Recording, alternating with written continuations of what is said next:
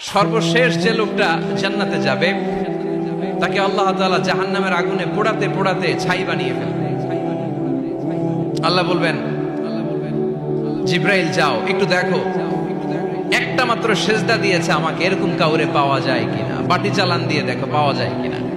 খুঁজে খুঁজে কাউরে পাবে না। আল্লাহ বললেন আবার দেখো, খুঁজে খুঁজে একজনকে পাবে, সামান্য ইমানের ছিটে ফোঁটা তার অন্তরে ছিল।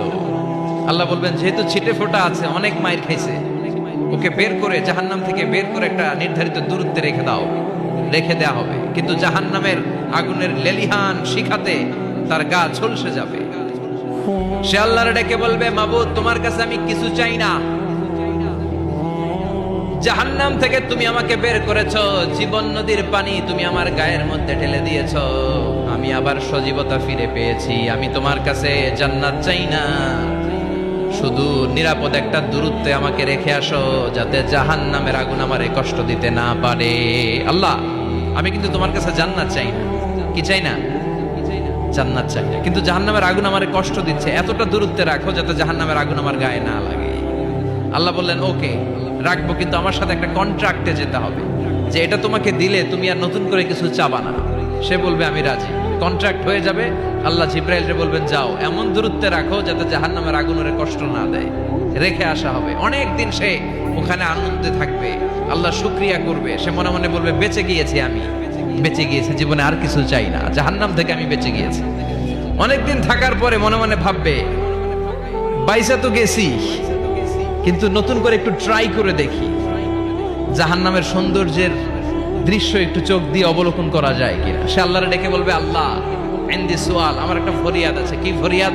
আল্লাহ আগেই বলে রাখি, আমি কিন্তু জান্নাতে যেতে চাই না। আল্লাহ বলবেন কি চাও?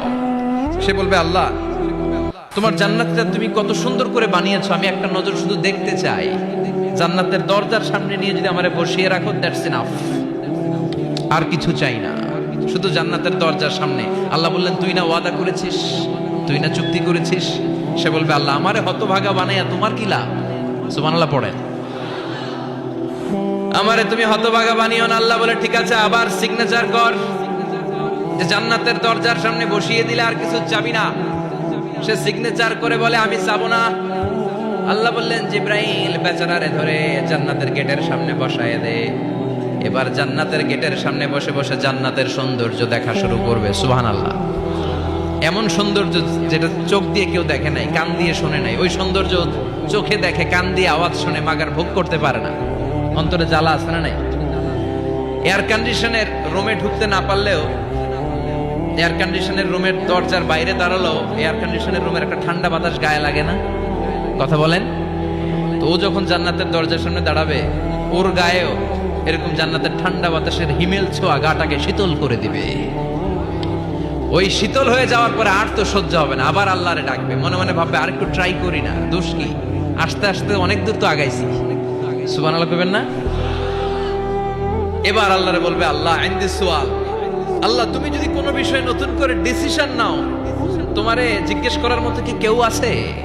আল্লাহ বলে না, আমি তো সব রাজার বড় রাজা, মহারাজা, আমার উপরে তো কারো কথা চলে না। ওই হতভাগা লোকটা বলবে আল্লাহ এত সুন্দর জান্নাত তুমি বানালাম, চোখ দিয়ে সৌন্দর্য দেখি, কান দিয়ে আওয়াজগুলো শুনি, হুর আর গেলমান হেঁটে বেড়ায়, এত সুন্দর জান্নাত চোখ দিয়ে দেখি, ঢুকতে পারি না, আমারে কষ্ট দিয়ে তোমার কি লাভ? ও আল্লাহ আমারে তুমি মাফ করে দাও, জান্নাতের চিপার মধ্যে এক কর্নারে তুমি একটু আমারে জায়গা করে দাও। আল্লাহ বলবেন ওয়াই হাক ইবনা আদম, তোর ধ্বংস হোক হে আদম জাত, মা আগদারাকা, তোর চেয়ে বড় গাদ্দার আমি আমার সৃষ্টিকুলে কাউরে দেখি নাই, কারণ তুই আমার সাথে চুক্তি করিস আর চুক্তি ভঙ্গ করিস। আল্লাহর রহমতের দরিয়ায় তখন জোশ খেলে যাবে, ওর আকুতি মিনতি চাহনি আল্লাহর রহমতের দরিয়ার মধ্যে জোশ লাগিয়ে দিবে। আল্লাহর দয়া হয়ে যাবে, মায়া হয়ে যাবে। আল্লাহ বলবেন ঠিক আছে জান্নাতে যা। লোকটা এবার এক দৌড়ে জান্নাতের ভিতরে ঢুকে যাবে। লোকটার দৌড় দেখে আবার লোকটারে আল্লাহ ডেকে বলবে একটু দাঁড়া, একটু দাঁড়া, জান্নাত তো দিছি, তো দৌড় দিলি কেন? সুবহানাল্লাহ কইবেন না?